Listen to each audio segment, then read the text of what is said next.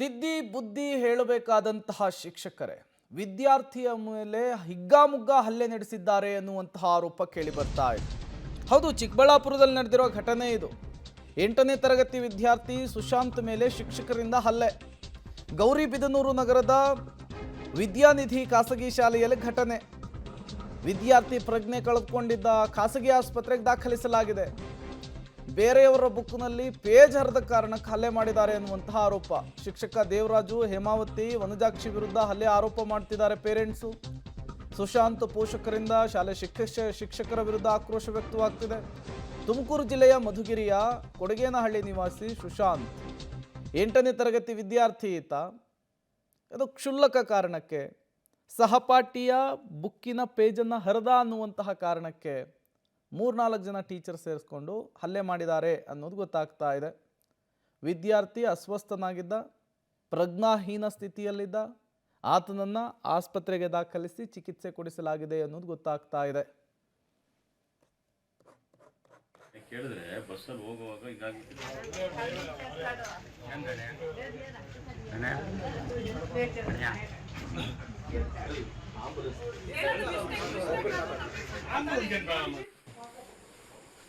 ಏನಾಯ್ತಪ್ಪ? ನನ್ನ friend book ಯಾರೋ 8 ಪೇಜ್ ಹೋಮ್ವರ್ಕ್ ಬುಕ್ ಹರಿಸೋರೆ. ಅದು ನಾನೇ ಅಂತ CC ಕ್ಯಾಮ್ರಾಮನ್ ಚೆಕ್ ಮಾಡಿದ್ರು. ಅದ್ರಲ್ಲಿ ನೋಡಿದ್ರೆ ನಾನು ಪೇಜ್ ಹರಿತಿದ್ದೆ ಅಂತ ಹೇಳೋರೆ. ಆದರೆ ನಾನು ಅದರಲ್ಲಿ ಲಾಸ್ಟ್ ಪೇರು ಹೋಮ್ವರ್ಕ್ ಬರಿಬೇಕಿತ್ತು. ಅದು ಯಾರನ್ನೋ ನೋಡ್ತಾರಂತ ಟೇಬಲ್ ಕೆಳಗಡೆ ಕುತ್ಕೊಂಡು ಬರ್ದೆ. ಅದನ್ನು ನೋಡಿದ್ರೆ ಪೇಜ್ ಹರಿದೋರೆ ಅಂತ ಹೇಳಿದ್ರು.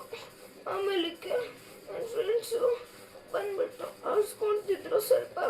ಅದಕ್ಕೆ ನಾನು ಅವ್ರಿಗೆ ಸುಮ್ಮನೆ ಇರು ಅಂತ ಹೇಳಿದೆ. ಅದಕ್ಕೆ ಕೈ ಮಾಡಿದೆ, ಹಂಗೆ ಮಾಡಿದೆ ಅಂತ ಹೇಳ್ತಿದ್ರು.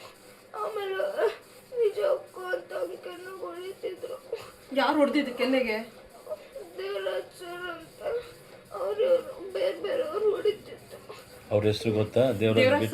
ದೇವರಾಜ್ ಸರ್ ಮತ್ತೆ ಇನ್ಯಾರು ಹೊಡೆದ್ರು? ಹೆಸರು ಮತ್ತು ಇನ್ನೊಬ್ರು ಮ್ಯಾಮ್ ಅವ್ರ ಹೆಸರು ಏನು ಮ್ಯಾಮ್ ಹೆಸರು ಗೊತ್ತಿಲ್ವಾ? ಗೊತ್ತಿಲ್ಲ. ಎಷ್ಟು ಜನ ಹೊಡೆದ್ರು ನಿನಗೆ? ನನಗೊಂದು 4-5 ಜನ 4-5 ಜನ ಹೊಡೆದ್ರು.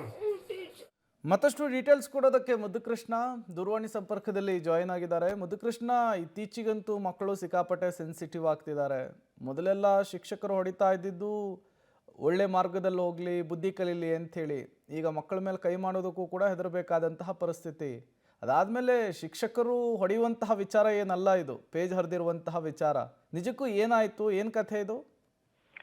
ಖಂಡಿತ ಪ್ರೇಮ್, ಗೌರಿಬಿದನೂರು ನಗರದ ವಿದ್ಯಾನಿಧಿ ಖಾಸಗಿ ಶಾಲೆ ಅಂತೇಳಿ ಆ ಶಾಲೆಯಲ್ಲಿರುವಂತಹ 8ನೇ ತರಗತಿ ವಿದ್ಯಾರ್ಥಿ ಸುಶಾಂತ್ ಹೇಳಿ ಈತನ ಮೇಲೆ ಶಿಕ್ಷಕರು ಒಬ್ಬರು ಹೊಡೆದಿಲ್ಲ, 3-4 ಜನ ಅದು ಸಪರೇಟ್ ಆಗಿ ಕ್ಯಾಬಿನ್ ಕರ್ಕೊಂಡೋಗಿ ಹೊಡೆದಿರ ಅನ್ನೋಂಥ ಆರೋಪ ಕೇಳಿ ಬರ್ತಾ ಇರುವಂತದ್ದು. ಹಾಗಾಗಿ ಯಾಕೆ ಹೊಡೆದ್ರು ಅನ್ನೋಂಥ ವಿಚಾರವನ್ನ ಪರಿಶೀಲನೆ ಮಾಡಿದಾಗ ಈ ವಿದ್ಯಾರ್ಥಿ ಏನಿದ್ದ ಬೇರೆ ಒಬ್ಬ ವಿದ್ಯಾರ್ಥಿಯ ಬುಕ್ ನಲ್ಲಿದ್ದಂತ ಹಾಳೆಯನ್ನ ಹರಿತಿದ್ದ ಅಂತಕ್ಕಂಥದ್ದು ಅವರು ಟೀಚರ್ಸ್ ಹೇಳ್ತಾ ಇರುವಂತದ್ದು. ಆದ್ರೆ ಒಂದ್ಸಲ ಆಗಿಲ್ಲ, 2 ಸರಿ 3-4 ಸರಿ ಇದೇ ರೀತಿ ಆಗಿದೆ. ಹಾಗಾಗಿ CCTV ಪರಿಶೀಲನೆ ಮಾಡಿದಾಗ ಇದೇ ವಿದ್ಯಾರ್ಥಿ ಆ ಕೆಲಸವನ್ನ ಮಾಡಿದ್ದಾನೆ ಅನ್ನೋದು. ಹಾಗಾಗಿ ಆತನನ್ನ ಕರ್ಕೊಂಡು ಬುದ್ಧಿ ಮಾತು ಹೇಳಿದ್ರೆ ಸರಿ ಹೋಗ್ತಿತ್ತು, ಸಣ್ಣ ವಿಚಾರ ಆಗಿತ್ತು. ಆದ್ರೆ ಆತನ ಮೇಲೆ ಬಹಳ ಜೋರಾಗಿ ಹಲ್ಲೆ ಮಾಡಿರುವಂತ ರೀತಿಯಲ್ಲಿ ಆಗಿದೆ. ಆತ ಶಿಕ್ಷಕರು ಹೊಡೆದಂತ ಪರಿಸ್ಥಿತಿಯಲ್ಲಿ ಉಸಿರಾಟದ ಸಮಸ್ಯೆಯಿಂದ ನಿತ್ರಾಣನಾಗಿ ಅಲ್ಲಿ ಪ್ರಜ್ಞೆ ಕಳೆದುಕೊಂಡು ಬಿದ್ದಿದ್ದಾನೆ. ಕೂಡಲೇ ಅಲರ್ಟ್ ಆದಂತ ಶಾಲಾ ಸಿಬ್ಬಂದಿ ಆತನನ್ನ ಸ್ಥಳೀಯ ಖಾಸಗಿ ಆಸ್ಪತ್ರೆಗೆ ದಾಖಲಿಸಿದರೆ ಆಸ್ಪತ್ರೆಯಲ್ಲಿ ಒಂದಷ್ಟು ಚಿಕಿತ್ಸೆ ಕೊಡದ ನಂತರ ಆತ ಚೇತರಿಸಿಕೊಂಡಿದ್ದಾನೆ.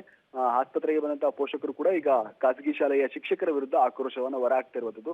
ಶಿಕ್ಷಕರಿಗೆ ಹೇಳಿರೋದು ಇಷ್ಟೇ, ನಿಮ್ಮ ಮಗ ಈ ರೀತಿ ಮಾಡ್ತಾ ಇದ್ದ, ಹಾಗಾಗಿ ಒಂದಷ್ಟು ಬುದ್ಧಿಮಾತನ್ನ ಹೇಳಿದ್ವಿ, ಒಂದಷ್ಟು ಹೊಡೆದ್ವಿ, ಹಾಗಾಗಿ ಈ ರೀತಿ ಆಗಿದೆ ಅಂತ ಹೇಳ್ತಿದ್ದಾರೆ. ಹಾಗಾಗಿ ಪೋಷಕರು ಸಹ ಒಂದ್ ರೀತಿ ಟೀಚರ್ಸ್ ವಿರುದ್ಧ ಈ ರೀತಿ ಇಷ್ಟು ಮಟ್ಟಿಗೆ ಹೊಡೆಯೋದು ಯಾಕೆ ಬೇಕಿತ್ತು ಅನ್ನೋಂಥ ರೀತಿಯ ಮಾತುಗಳನ್ನ ಹೇಳ್ತಾರೆ. ಹಾಗಾಗಿ ನಾಳೆ ಶಾಲೆಯ CCTVಯನ್ನ ಪರಿಶೀಲನೆ ಮಾಡ್ತೀವಿ, ಅಲ್ಲಿ ನಮ್ಮ ಮಗನ ಮೇಲೆ ಯಾಕೆ ಹಲ್ಲೆ ಆಯ್ತು ಅನ್ನೋಂಥ ರೀತಿಯಲ್ಲಿ ಇದೆ. ಹಾಗಾಗಿ ಅದನ್ನ ಪರಿಶೀಲನೆ ಮಾಡಿದ ನಂತರ ಪೊಲೀಸ್ ಕಂಪ್ಲೇಂಟ್ ಕೊಡ್ತೀವಿ ಅನ್ನೋ ರೀತಿಯಲ್ಲಿ ಪೋಷಕರು ಹೇಳ್ತಾ ಇರೋದು. ಸದ್ಯಕ್ಕೆ ವಿದ್ಯಾರ್ಥಿ ಚೇತರಿಸಿಕೊಂಡಿದ್ರೆ ಮನೆಗೆ ಹೋಗಿದ್ದಾನೆ. ಪ್ರೇಮ್.